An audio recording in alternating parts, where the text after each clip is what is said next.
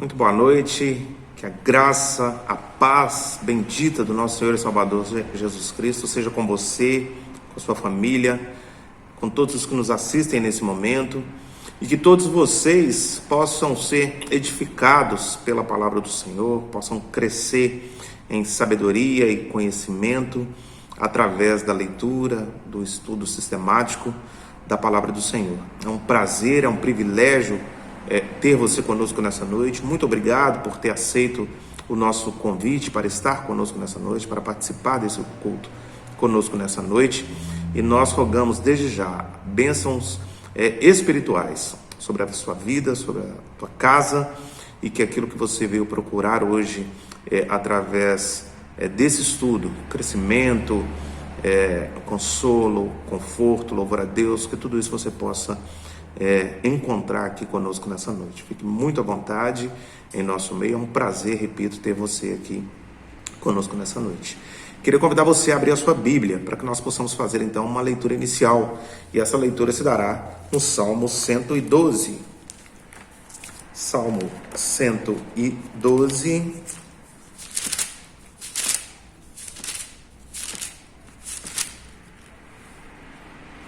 Salmo 112, eu farei a leitura. Onde quer que você esteja, por favor, acompanhe com reverência a palavra do Senhor. Aleluia! Bem-aventurado o homem que teme ao Senhor e se compraz nos seus mandamentos. A sua descendência será poderosa na terra, será abençoada a geração dos justos. Na sua casa há prosperidade e riqueza, e a sua justiça permanece para sempre. Ao justo nasce luz nas trevas, ele é benigno, misericordioso e justo. Ditoso o homem que se compadece e empresta, ele defenderá a sua causa em juízo. Não será jamais abalado, será tido em memória eterna. Não se atemoriza de más notícias, o seu coração é firme, confiante no Senhor. O seu coração, bem firmado, não teme, até ver cumprido nos seus adversários o seu desejo. Distribui, dá aos pobres, a sua justiça permanece para sempre, e o seu poder se exaltará em glória. O perverso vê isso e se enraivece, range os dentes e se consome. O desejo dos perversos perecerá. Nos chama a atenção, ou me chama a atenção nesse salmo, e por isso eu gostaria de compartilhar com você, o versículo 1 e o versículo 7. O versículo 1 vai dizer: bem-aventurado o homem que teme ao Senhor e se compraz ou se alegra nos seus mandamentos, na sua lei. Então, o homem que teme ao Senhor e que se alegra nos mandamentos do Senhor, esse homem então será bem-aventurado, abençoado. E por ele ser bem-aventurado, abençoado, por ele ser um homem que teme ao Senhor, ele então não se atemoriza de más notícias, versículo 7, porque o seu coração é firme e confiante no Senhor. Querido, nesses momentos de preocupação, ansiedade, dúvida, em que nós estamos vivendo, no qual nós estamos atravessando, por toda a Bíblia, nós vemos conselhos, exortações de que nós nos mantenhamos firmes no Senhor, de que nós nos mantenhamos confiantes no Senhor, porque no tempo oportuno o Senhor há de nos livrar, o Senhor há de nos socorrer, assim como já vem fazendo. E aquele que teme ao Senhor, ele então não se desespera, ele não se atemoriza de más notícias, porque ele sabe que as más notícias chegarão. O dia mau chegará para todos nós, queridos, quer nós aceitemos ou não. O dia mau chegará para todos nós. Então, o que nos diferencia do incrédulo é que enquanto o incrédulo no dia mau se desespera, toma atitudes precipitadas, impensadas, busca refúgio em coisas, pessoas, substâncias, o homem que teme ao Senhor, no dia mau, ele busca refúgio no Senhor. Ele busca socorro no Senhor. Ele olha para os montes, porque é de lá que virá o socorro do crente. Então, que o Salmo 112 possa ser uma realidade na minha vida e na sua vida. Que você seja abençoado, bem-aventurado, por temer ao Senhor e por se alegrar nos seus mandamentos. E que, por conta disso, por conta dessa força que vem do Senhor, que o seu coração esteja confiante, firmado no Senhor, não se atemorize de más notícias, muito pelo contrário. Seja um coração calmo, sereno e que espera no Senhor.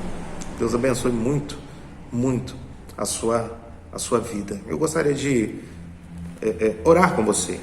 Nós vamos confessar ao Senhor os nossos pecados, colocar diante dele a nossa vida, a nossa miséria. Nós vamos exaltar o nome do Senhor e agradecer a Ele por tudo que Ele tem feito por nós. E logo depois nós passaremos então ao texto no qual nós nos debruçaremos nessa noite. Feche seus olhos, vamos orar mais uma vez. Senhor, nós somos gratos ao Senhor e perguntamos a nós mesmos, ao nosso coração, o que daremos ao Senhor por todos os seus benefícios para conosco. De fato, o Senhor tem se mostrado ao longo da história um Deus bondoso, misericordioso, zeloso de boas obras, um Deus que cuida do seu povo, um Deus que ama o seu povo, um Deus que é fiel ao seu povo, um Deus que cumpre todas as promessas que fez ao seu povo. Ó Pai, nós te louvamos por isso, nós te bendizemos por isso, nós testemunhamos daquilo que o Senhor tem feito por nós e em nós. E nós, de forma constrangida, nos colocamos diante do Senhor, no sentido de que nós temos feito coisas que desagradam ao Senhor, mesmo recebendo tanto de tuas mãos. Nós temos sido muitas vezes murmuradores, nós temos sido muitas vezes reclamões, nós temos sido muitas vezes incrédulos, e por isso queremos pedir ao Senhor perdão, Pai. Tem misericórdia de nós, olha para nós com olhar de misericórdia, cria em nós um coração puro, renova dentro de cada um de nós um espírito inabalável, um espírito firmado no Senhor, na tua palavra, no teu Filho, pela ação do teu Santo Espírito. Cuida do nosso coração, Deus. Recebe o nosso culto, recebe o nosso louvor, recebe a nossa adoração, porque tudo que dissermos aqui, Deus, tudo que falarmos aqui tem como único objetivo a glória do teu nome, Pai. Que nós possamos alcançar esse objetivo nessa noite, de fazer com que o teu nome seja adorado, glorificado, reconhecido, temido, adorado, Pai. Em nome de Jesus, usa-nos nessa noite como canal de bênção para o teu povo que te ouve nas mais diferentes regiões, nos mais diferentes lugares. Cuida de nós, abençoa o nosso estudo, dá-nos compreensão da tua palavra. É a oração que nós fazemos em nome de Jesus. Amém. Muito bem, irmãos, vamos então voltar os nossos olhos para a primeira epístola de João. Primeira epístola de João, lá no finalzinho da sua Bíblia. Nós iniciamos o estudo na semana passada, trabalhando o capítulo 1, dos versos 1 a 4. E hoje, então, nós trabalharemos dos versos 5 a 10. Primeira de João, capítulo 1, versículos 5 a 10. Eu farei a leitura, por favor, onde quer que você esteja, acompanhe com reverência, silenciosamente, a palavra do Senhor, que nos diz assim: Ora, a mensagem que da parte dele temos ouvido e vos anunciamos é esta, que Deus é luz e não há nele treva nenhuma. Se dissermos que mantemos comunhão com ele e andarmos nas trevas, mentimos e não praticamos a verdade. Se, porém, andarmos na luz, como ele está na luz, mantemos comunhão uns com os outros, e o sangue de Jesus, seu Filho, nos purifica de todo pecado. Se dissermos que não temos pecado nenhum, a nós mesmos nos enganamos, e a verdade não está em nós. Se confessarmos os nossos pecados, ele é fiel e justo para nos perdoar os pecados e nos purificar de toda injustiça. Se dissermos que não temos cometido pecado, fazemo-lo mentiroso, e a sua palavra não está em nós. Louvado seja Deus pela sua santa e preciosa palavra. Queridos, eu gostaria de pedir licença a você que me ouve, para que nós possamos fazer uma divisão desses versículos. Nós vamos trabalhar primariamente com os versículos 5, 6, 8, 9 e 10. E vamos, por enquanto, deixar de lado o versículo 7. E no decorrer da nossa ministração, isso vai ficar mais claro, então, para nós. Por quê? Porque nos chama a atenção que nesses 6 versículos, João vai citar a palavra pecado pelo menos 5 vezes. Então fica claro para mim e para todos nós, a preocupação de João para com os pecados dos seus irmãos, que eram os destinatários da carta, e para todos nós que viríamos depois, que seríamos depois edificados pela epístola ou pelas epístolas de João. E por que essa preocupação tão grande de João a ponto de citar tantas vezes e de nos chamar a atenção tantas vezes para que nós tenhamos cuidado com a prática do pecado? A razão é muito simples. A razão é de que os nossos pecados fazem separação entre nós e o nosso Deus. Então, aquele que confessou o Senhor Jesus como o Senhor e Salvador da sua vida, ele não pode viver pecando. Ele não pode viver num estado de pecado. Ele até peca, ele comete atos de pecado, mas ele não pode viver num estado de pecado, numa situação de pecado, porque os nossos pecados fazem separação entre nós e o nosso Deus. Os nossos pecados nos afastam da comunhão com Deus. Então, João vem alertar aos seus leitores por conta das heresias que chegavam especialmente da Ásia Menor e que pregavam e que ensinavam que o homem consegue viver uma vida em meio a pecado, mantendo comunhão com Deus. Heresia especialmente vinda por parte dos gnósticos. Então, o que João está ensinando aqui é que não há a menor possibilidade de nós caminharmos com Deus, de nós mantermos comunhão com Deus, se nós vivemos em pecado. Então ele vai nos alertar a respeito disso, ele vai abrir os nossos olhos a respeito disso, e ele vai fazer aqui 3 claras diferenciações dos erros em que nós incorremos quando vivemos em pecado e achamos que podemos viver assim e continuaremos em comunhão com Deus, como o gnosticismo defendia. João vai dizer de forma muito clara que nós vamos nos incorrer em 3 erros. Nós vamos nos tornar mentirosos para conosco mesmo, nós vamos nos tornar mentirosos para com as outras pessoas, e nós vamos nos tornar mentirosos, nós vamos fazer com que Deus também seja mentiroso através da nossa mentira, através do nosso pecado. Nós vamos caminhar verso a verso, e isso vai ficar de forma mais clara, vai ser apontado de forma mais clara à medida que nós formos lendo os versículos. Então volte os seus olhos para o versículo 5, que é o início, desse bloco dessa noite, em que João vai dizer: ora, a mensagem que da parte dele temos ouvido e vos anunciamos é essa, que Deus é luz e não há nele treva nenhuma. Então João, vai dizer aos seus leitores que, a despeito do que essas novas heresias traziam para apresentar aos cristãos, não existe a menor possibilidade de se viver em pecado mantendo-se em comunhão com Deus, por uma razão muito simples. Deus é luz e não há nele treva alguma, não há nele treva nenhuma. A luz e trevas não residem juntas, não existem juntas, elas não dividem o mesmo ambiente. Onde a luz chega, logo as trevas se dissipam. E todas as vezes nas escritas ou nos escritos de João que nós vemos João citando a luz, nós estamos falando de coisas boas. João está trazendo coisas boas, porque onde a luz chega, a luz é sinônimo, de transparência, de pureza, de claridade, de verdade, enquanto, em contraste, as trevas são sinal de coisas escondidas, de coisas que não foram reveladas.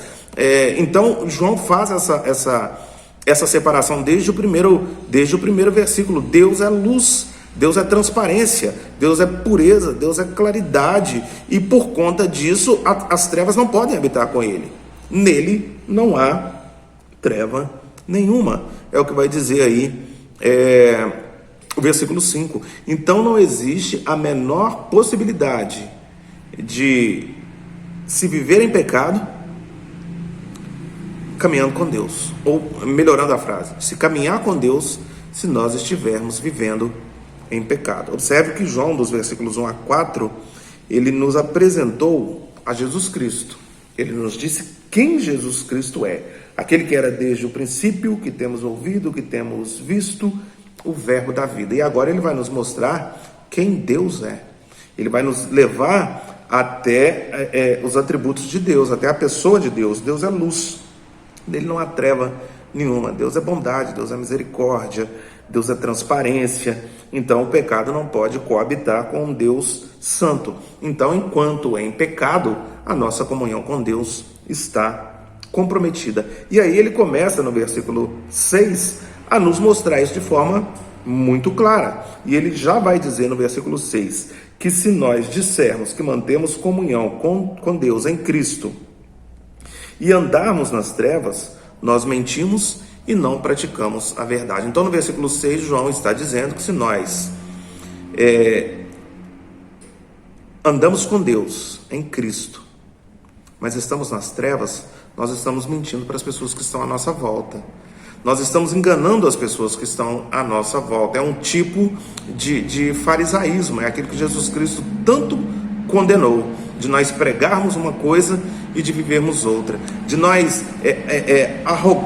dizermos que somos pessoas espirituais, que somos pessoas que estão lutando por uma vida de santidade, quando na verdade nós ainda somos carnais e quando nós ainda estamos imersos, atolados na negritude e na podridão do pecado. Então é isso que João está dizendo aqui, que de maneira alguma nós podemos adotar essa postura hipócrita de nos fazermos santos e viver uma vida pecaminosa. A palavra hipócrita, ela vem do grego hipócrisis, e essa palavra era usada para os atores da época, para as encenações. Então, quando nós chamamos a atenção para a hipocrisia, o que nós estamos querendo dizer é que é como se nós estivéssemos representando um papel, é como se nós tivéssemos duas caras, é como se nós pregássemos uma coisa para as pessoas e na nossa vida pessoal nós vivêssemos outra totalmente diferente. Essa é uma das marcas do pecado, uma das manchas que o pecado fez em nós, no ser humano, né?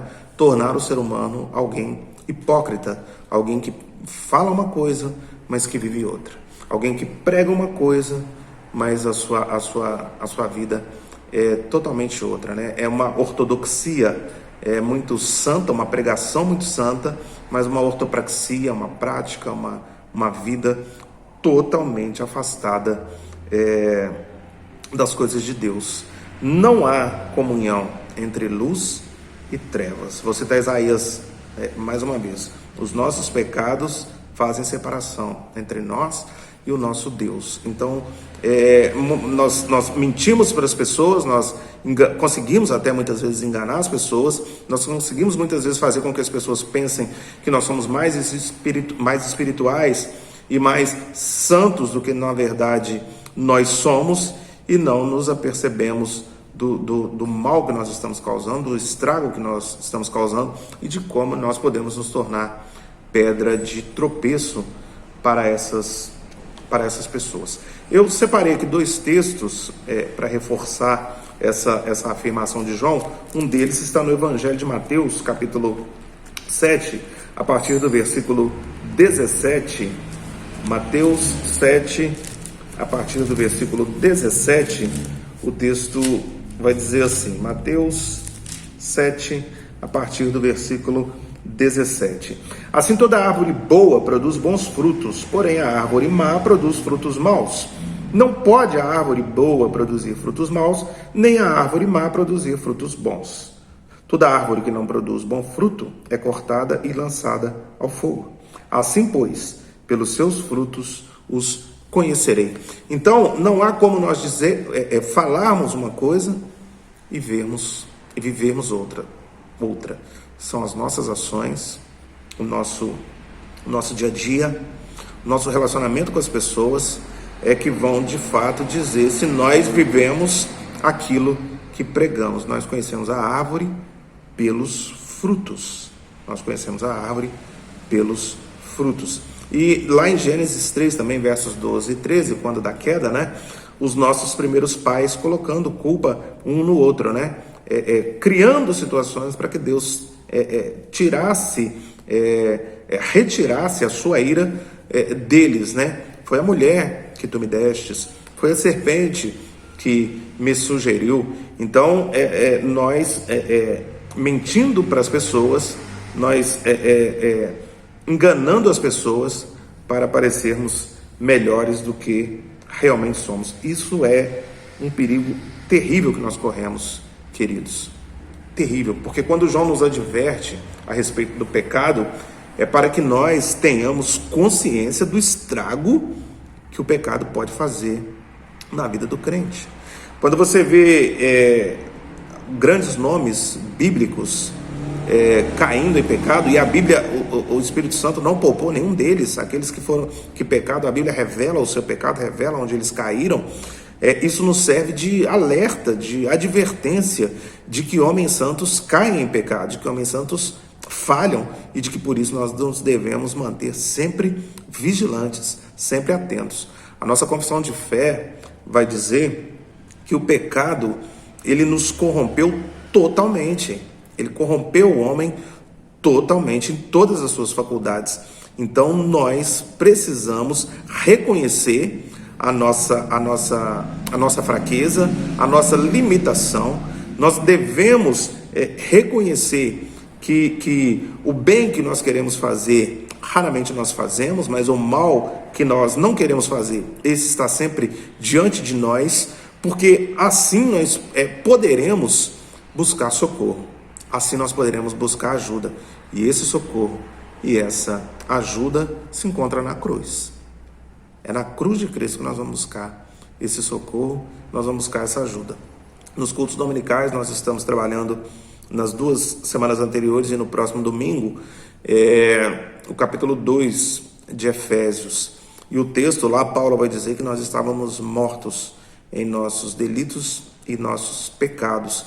Então nós precisamos entender isso desesperadamente, porque só quem reconhece que está doente procura auxílio médico.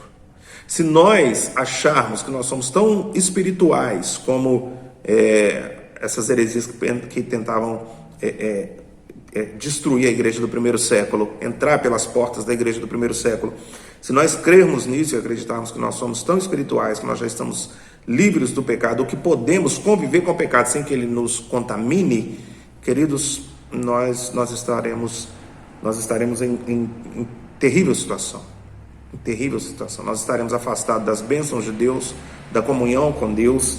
Então é necessário que nós reconheçamos a nossa fraqueza, a nossa fragilidade, a nossa corrupção, para que a gente possa buscar todos os dias socorro na cruz de Cristo.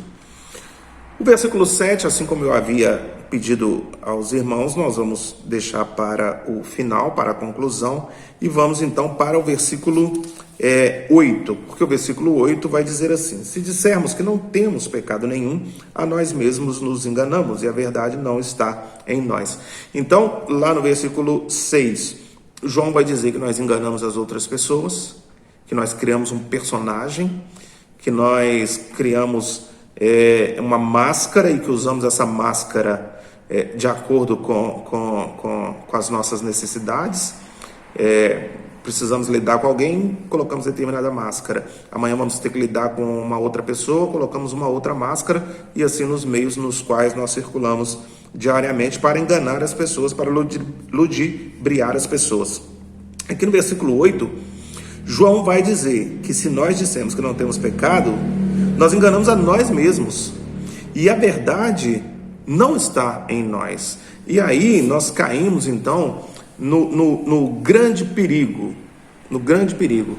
de tentar enganar a nós mesmos. O reverendo Hernandes diz que o pecado anestesia o coração, cauteriza a consciência.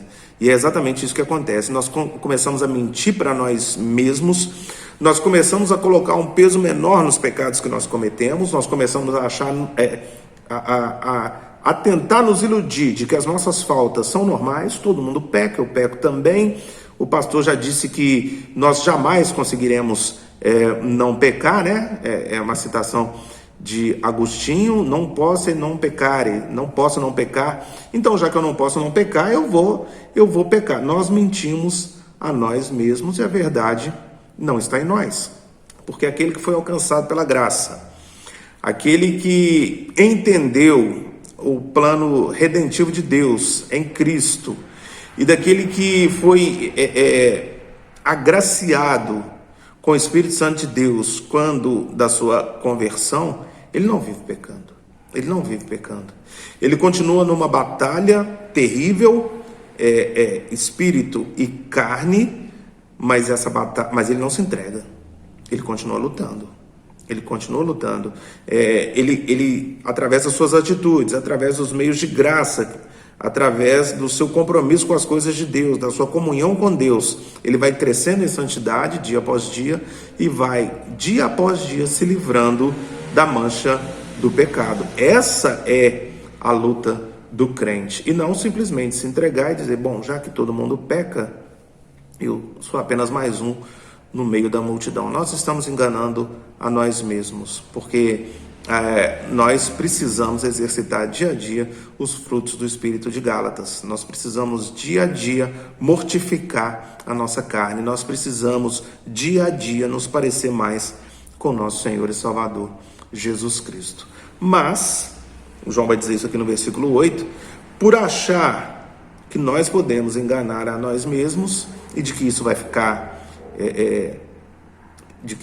sem nenhum tipo de punição, uma vez salvos para sempre, nós ou algumas pessoas começam a pecar deliberadamente, começam a viver deliberadamente em seus pecados, começam a viver de uma forma promíscua, começam a viver de uma forma pecaminosa e acreditam ou mentem para si mesmo dizendo acreditar que elas mantêm comunhão com Deus. João, desde o versículo 5, já havia dito que Deus é luz e nele não há treva nenhuma. Então, querido, que não haja no seu coração, no meu coração, jamais a ilusão de que Deus nos abençoará, de que Deus estará em comunhão conosco se nós vivermos deliberadamente no pecado. Santificai-vos e o Senhor fará maravilhas no meio de vós, Josué. Então nós precisamos viver uma vida santa, nós precisamos viver uma vida de acordo com o Evangelho, com a pureza de Deus, com a santidade de Deus. O texto sagrado vai nos dizer que sem santificação ninguém verá a Deus. Então, que nós não nos iludamos, que nós não nos enganemos a nós mesmos, acreditando que nós podemos viver uma vida de podridão e pegar a nossa Bíblia, colocar debaixo do braço, vir para a igreja domingo e que a nossa parte está feita. De maneira nenhuma Deus nos aceitará, de maneira nenhuma Deus receberá o nosso culto, porque um Deus tão santo, um Deus tão puro, não convive, jamais conviverá com o pecado. A gente ouve uma expressão, é muito comum ouvir isso, de que Deus odeia o pecado, mas ama o pecador. Até que ponto isso é verdade? Você crê que de fato isso é assim? Porque a minha pergunta é, como dissociar uma coisa da outra? Como dissociar o pecado do pecador? Então eu de maneira alguma concordo com essa frase. Deus ama o pecador que se arrepende. Deus ama o pecador que luta diariamente contra o seu pecado.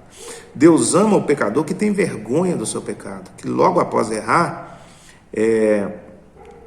sente no seu coração, no seu espírito, a tristeza, a vergonha, o opróbrio de ter traído um Deus tão santo, de ter entristecido o Espírito de Deus. Muitas vezes nós falamos ou nós fazemos coisas das quais nós nos envergonhamos. Nós falamos coisas que um segundo após nós falarmos, dá vontade de correr e pegar a palavra e voltar com ela para a boca. Mas é impossível fazer isso. É impossível fazer isso. E quando a gente se dá conta, a gente já falou. Mas quando nós temos o Espírito Santo de Deus, mesmo não conseguindo fazer com que essa palavra volte para dentro da boca, imediatamente nós nos envergonhamos. Imediatamente nós sentimos que nós fizemos algo que não é bom, algo que não agradou a Deus, algo que envergonhou o Evangelho, algo que nós não devíamos ter feito. Então, essa é a nossa luta enquanto estivermos andando aqui por essa terra. Então, é necessário nós sabermos, entendermos a extensão e a natureza do pecado, para que nós possamos então vigiar, não cair em tentação, resistir ao diabo. Esse é o nosso papel enquanto crentes, enquanto verdadeiros cristãos. Nós não podemos permitir que exista entre a nossa teologia e a nossa vida um abismo. Nós não podemos achar que vir ao culto no domingo, que vir ao culto na quinta, ou nos dias atuais, assistir ao culto no domingo, assistir ao culto na quinta, e durante a semana elevar a Deus 2 ou 3 orações sonolentas, feitas com má vontade, apressadamente, e que por conta de uma rápida passada pelas páginas da Bíblia, e que por conta disso, dessa migalha de vida cristã, nós temos uma licença para viver uma vida de pecado. Querido, isso é uma sentença de morte. Nós enganamos a nós mesmos, nós criamos um personagem, nós estamos caminhando por caminhos de morte. Quem vive em comunhão com Deus não vive pecando. Nós vamos ver isso um pouco mais à frente. Então, se nós nos agradamos do pecado, se nós nos acostumamos com o pecado, se nós vivemos uma vida de intimidade com o estado de pecado, com as coisas desse mundo, nós estamos correndo um grande risco.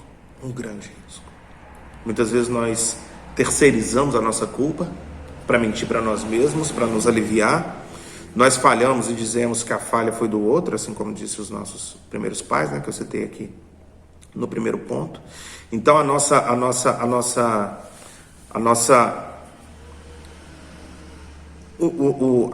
falta de intimidade com Deus faça com que a gente lance a nossa miséria, o nosso pecado, a nossa falta, a nossa corrupção, a nossa hipocrisia na conta de outra pessoa. Eu fiz isso porque fulano fez isso, eu fiz isso porque fulano me induziu a fazer isso, eu fiz isso. Não.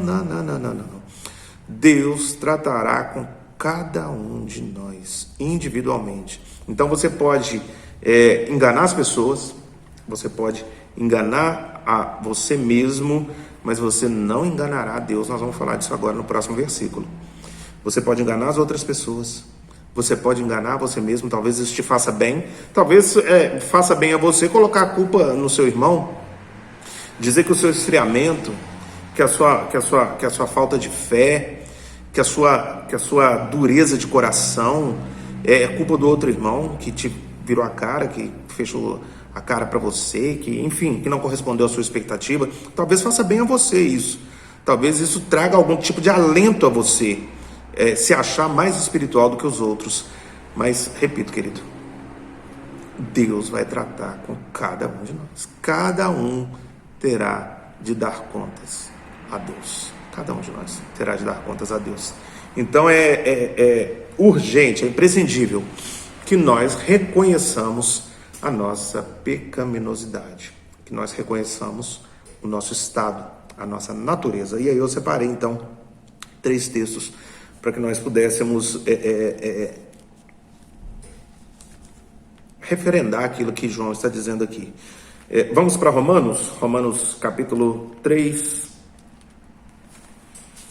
Romanos capítulo 3, versículo 10. Como está escrito? Paulo em Romanos vai citar o livro dos Salmos, né? Romanos 3:10. Como está escrito? Não há justo nenhum sequer. Verso 11. Não há quem entenda, não há quem busque a Deus. Não há um justo sequer. Então, se você que está me ouvindo vive mentindo para si mesmo, dizendo que você é mais santo do que os outros, que você é melhor do que os outros, que você não peca, ou que você até consegue conviver com o pecado sem se enlamear, Querido, o que Paulo nos diz lá em Romanos é que não há um justo sequer. Todos se extraviaram, todos são dependentes da glória de Deus. Todos somos dependentes das misericórdias de Deus. Isso é o que o texto sagrado nos diz a despeito daquilo que você talvez acredite e pregue para você mesmo. Mais um texto, Provérbios 28, versículo 13. Provérbios 28, versículo 13. O que encobre as suas transgressões jamais prosperará, mas o que as confessa e deixa alcançará misericórdia. Entende agora a necessidade de você entender qual é o seu estado, qual é a sua natureza? O que encobre as suas transgressões jamais prosperará, mas o que as confessa e deixa alcançará misericórdia. Então, você entende que é necessário que você e eu saibamos a nossa condição para que nós possamos, então, alcançar a misericórdia de Deus, e que enquanto eu e você dissermos para nós mesmos que nós não temos pecado, que nós conseguimos conviver ali no meio do pecado sem nos enlamear, nós estamos enganando a nós mesmos. Nós estamos a cada vez mais nos enlameando. É a porca lavada que volta ao lamaçal, é o cão que volta ao seu próprio vômito. Você consegue entender? Querido, por mais que talvez isso doa nos seus ouvidos, essa é a boa teologia. Essa é a boa teologia, a depravação total do homem, que nos coloca num estado de total submissão diante de Deus, que nos coloca num estado de total miséria e necessidade diante de Deus, porque aí, através do chamado eficaz, do convite irresistível, da graça soberana de Deus, Deus nos resgatará, Deus nos salvará, Deus nos dará vida. Então é necessário falar sobre isso. Eu sei que falar sobre pecado e sobre prática de pecado cada vez tem sido algo mais raro nos púlpitos, mas que Deus nos dê coragem, para que nós sempre estejamos trazendo de volta essa doutrina da depravação total, porque ela é imprescindível para que nós conheçamos a nossa realidade e busquemos socorro naquele que é o nosso socorro. O último texto que eu separei aqui para que nós pudéssemos recorrer a ele é o Salmo 51, muito conhecido de todos vocês, certamente. Salmo 51 que vai dizer: eu nasci na iniquidade. Então, não é algo que depende do meio, não é algo que depende de circunstâncias. Nós nascemos na iniquidade, nós nascemos em pecado, nós carecemos da misericórdia de Deus. Então, é um erro, é uma tolice nós mentirmos para nós mesmos, nós acharmos que nós somos mais santos, porque se nós vivemos assim, nós estaremos mais indispostos a mudar, nós teremos mais dificuldades a buscar cura em Cristo, e vamos acabar nos acostumando a viver nesse personagem que nós mesmos criamos, e para nossa tristeza são muitos os que caminham por esses trilhos. Mas vamos voltar para o texto, vamos voltar para João. Aí João vai então agora, nós falamos do versículo 8, né? Então agora nós vamos pular o 9, vamos deixar o 9 para a conclusão, o 7 e o 9 vão ficar para a conclusão, e nós vamos para o versículo 10. Se dissermos que não temos cometido pecado, fazemo-lo mentiroso, e a sua palavra não está em nós. Então esse é o terceiro ponto que João vai destacar aqui. Mentimos para as outras pessoas, para enganá-las, para fingir que somos aquilo que não somos. Mentimos para nós mesmos, para que possamos conviver com o pecado sem nos cobrar demais, sem que isso pese demais nas nossas costas, sem fazer com que isso doa, com que a gente adoeça, como foi lá com Davi no Salmo 32, enquanto calei os meus pecados, envelheceram os meus ossos, por causa dos meus constantes gemidos noite e dia. Minha pele se tornou em sequidão de estio. Enfim, nós adoecemos quando reconhecemos esse pecado e não buscamos aquele que tem poder para nos perdoar, né? Então nós mentimos para as outras pessoas, nós mentimos para nós mesmos, e agora no versículo 10, João vai dizer que pior que essas duas práticas anteriores é que nós mentimos, ou que nós fazemos com que Deus pareça ser o mentiroso da história. Nós fazemos de Deus o mentiroso. Aí é o ápice da nossa fuga. Aí é o ápice da podridão moral em que nós mergulhamos quando nos amoldamos, quando nos acostumamos com o pecado.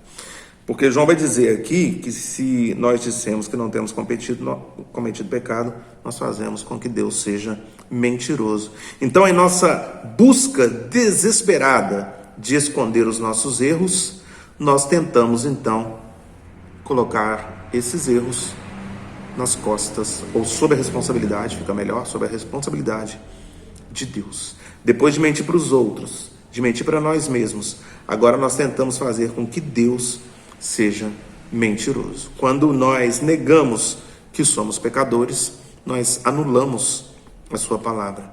Quando nós negamos que nós temos cometido pecados, nós desprezamos, anulamos e colocamos em xeque a sua palavra, porque a sua palavra, o próprio Deus diz que nós nascemos em pecado.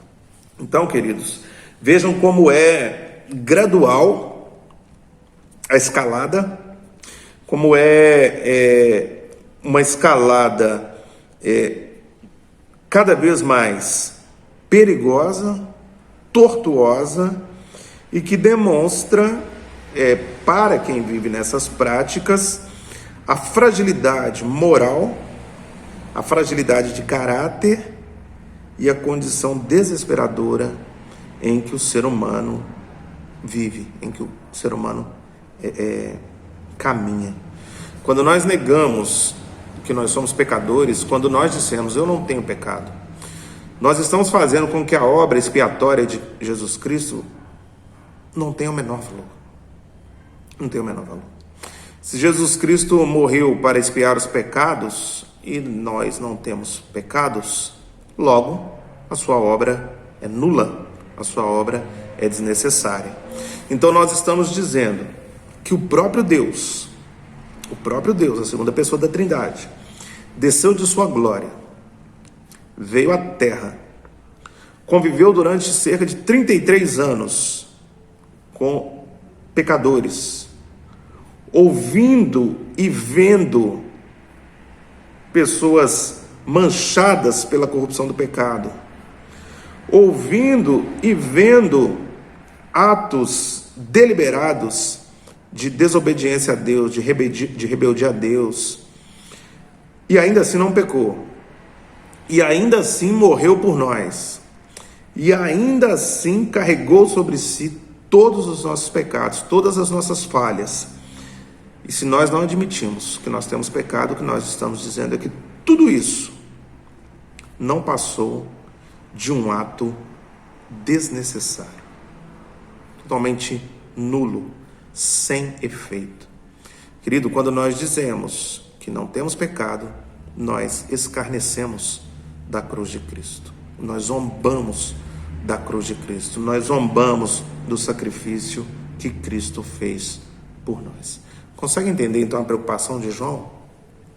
Consegue entender a preocupação de João em blindar a igreja primitiva, a igreja do primeiro século, como você quiser chamar, dessas heresias que iam se achegando e que existem hoje, nos dias de hoje? Nós estamos em 2020, essas heresias estão batendo a porta. Pasmem, nós temos ouvido nos dias de hoje pregadores, eu não sei se pregadores seria a melhor palavra, pessoas que pegam um microfone e que falam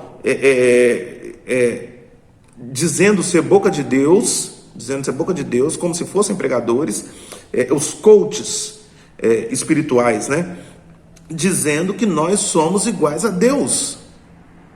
Então, quando nós dizemos que nós não temos pecado, nós dizemos que nós somos iguais a Deus, porque Deus é puro, santo, sem pecado. Então, observem como que a heresia do primeiro século, ela é dita hoje na boca desses pregadores de coach, que dizem que nós somos iguais a Deus. Então, se nós somos iguais a Deus, logo não temos pecado. Então, se não temos pecado, logo somos iguais a Deus. Observem como só mudou o rótulo, como só mudou a capa, mas como o pecado é o mesmo. Então, a advertência que João faz escrevendo a sua primeira carta, no seu primeiro capítulo, ela é extremamente pertinente, extremamente atual, para que nós possamos refutar essas heresias que são pregadas nos dias de hoje. Muito cuidado, querido, com a fonte onde você tem ido beber. Muito cuidado com onde você tem ido procurar socorro, por onde você tem ido buscar consolo através da palavra de Deus. Se nós não temos pecado, nós escarnecemos da obra de Cristo, nós zombamos da cruz, nós anulamos a obra da redenção. Muito cuidado com isso. É necessário, é urgente que nós estejamos vigilantes. Nos versículos 7 e no versículo 9, nos versículos 7 e no versículo 9, João vai dizer que, apesar de nós termos nascido em pecado, que apesar de nós termos herdado a culpa e a falha dos nossos primeiros pais, que apesar de nós não conseguimos não pecar, que apesar da nossa natureza pecaminosa, se nós confessarmos os nossos pecados, Ele é fiel e justo para nos perdoar os pecados e nos purificar de toda a injustiça. E mais, se nós andarmos na luz, como Ele está na luz, mantemos comunhão com os outros e o sangue de Jesus, seu Filho, nos purifica de todo o pecado. Então, se nós tivermos a prática de confessarmos diariamente os nossos pecados, e é por isso que nós exortamos os irmãos aqui da nossa igreja a iniciarem todas as suas orações, iniciamos também os nossos cultos com a oração de confissão de pecados, para que o nosso culto seja agradável a Deus. Então, se nós confessarmos os nossos pecados, apesar das nossas falhas, Ele é fiel e justo para nos perdoar os nossos pecados. Então, querido, essa é a grande esperança na vida do crente. Esse é o grande motivo de júbilo, o grande motivo de louvor, o grande motivo de alegria, de consolo, é saber que nós não conseguiremos viver sem pecar. A ideia é, dia após dia, reduzir a quantidade de pecados. A ideia é, dia após dia, reduzir a quantidade de pecados deliberados, aquele que nós fazemos, planejamos, reduzir isso, mortificar a carne. Mas nós não conseguiremos eliminar totalmente o pecado da nossa vida. Mas o nosso consolo é saber que, se nós confessarmos os nossos pecados, Ele é fiel e justo para perdoar os nossos pecados. O cristão não pode ter nada a esconder. Ele deve andar na luz, confessando diariamente os seus pecados, sendo honesto com as outras pessoas, com as pessoas que o cercam, com ele mesmo e com Deus. Ele perdoará os nossos pecados e das nossas transgressões jamais se lembrará. Se nós tivermos um coração compungido, um espírito contrito, Ele lançará os nossos pecados no mais profundo, nas maiores profundezas do mar. Jamais se lembrará dos nossos pecados. Essa é a nossa esperança, esse é o nosso consolo, esse é o nosso conforto, de que estamos sendo trabalhados dia após dia, de que estamos sendo melhorados, trabalhados dia após dia. E lá no final da nossa caminhada, quando chegar o momento de nós falarmos, combati o bom combate, completei a carreira, guardei a fé. Quando chegar o nosso momento de dizer isso, Certamente, se nós vivermos uma vida de confissão de pecados, admitindo e confessando diante de Deus os nossos pecados, fugindo dos nossos pecados, buscando a luz e correndo das trevas, a convicção que nós temos é que Ele nos tomará em seus braços e nos dirá: entre, servo bom e fiel, para o seu descanso eterno. Aleluia, louvado seja Deus. Querido, eu queria agradecer a você mais uma vez por passar esse tempo conosco e deixar aqui o convite para que você participe também no próximo domingo, às 19 horas, no Facebook, no Instagram, no Facebook, na nossa página no YouTube, do nosso culto. Nós vamos estar trabalhando o terceiro bloco ali da Epístola aos Efésios, no capítulo 2. E na próxima quinta-feira, se o Senhor nos der saúde, nós estaremos aqui então adentrando pelo capítulo 2 da primeira Epístola de João. E diariamente, todos os dias, no YouTube, no Facebook, o nosso projeto Caminhando pelos Salmos, uma mensagem de consolo e de conforto, um vídeo de 5 minutinhos para edificar a sua vida, para fazer com que você se lembre que existe um Deus e que esse Deus está cuidando de você. Deus te abençoe. Eu gostaria agora de orar mais uma vez pela sua vida e rogar a Deus a bênção dele sobre você e sobre a tua casa. Feche seus olhos, vamos orar. Senhor, nós queremos mais uma vez louvar o teu nome, engrandecer o teu nome, porque o teu nome é bom, o teu nome é justo, o teu nome é santo, o teu nome é luz. Queremos pedir ao Senhor perdão mais uma vez pelos nossos pecados e pelas nossas falhas. E pedir ao Senhor Deus que, em nome de Jesus, nos incomode toda vez que nós tropeçarmos, toda vez que cairmos, para que imediatamente nós possamos confessar os nossos pecados, abandonar os nossos pecados e buscar viver uma vida de pureza e de santidade. Muito obrigado, Deus, porque a Tua palavra nos encoraja, a Tua palavra nos adverte, mas nos encoraja e nos anima, no sentido de que, se nós confessarmos os nossos pecados, o Senhor é fiel e justo para nos perdoar dos nossos pecados. Então, muito obrigado pela Tua misericórdia, pela Tua bondade, pela Tua longanimidade, que é a paciência. Muito obrigado por cuidar e amar o Teu povo, por cuidar e amar a todos nós. Que o Senhor nos conceda uma noite de descanso, que o Senhor nos conceda, Deus, amanhã uma sexta-feira, um final de semana de paz, de saúde na Tua presença, e que a Tua bênção, o Teu cuidado seja sobre a vida e sobre a casa de cada um que nos assiste nesse momento. Essa é a oração que nós fazemos a Ti, e essa oração nós fazemos no nome, pela mediação e pelo amor de Jesus Cristo, nosso Senhor. Amém. Agora, amados irmãos, povo de Deus, que a graça do nosso Senhor Jesus Cristo, que o amor de Deus, o nosso Pai, e que as doces e eternas consolações do Espírito Santo sobre vós repousem, sobre vós permaneçam, capacitando-nos a aguardar com alegria, com esperança, a volta daquele que prometeu e certamente virá nos buscar. Maranata, vem, Senhor Jesus. Amém, amém e amém. Que Deus abençoe sua vida, que Deus abençoe você. Uma ótima noite, um grande abraço, e nós nos encontraremos novamente, se o Senhor permitir. Grande abraço, boa noite.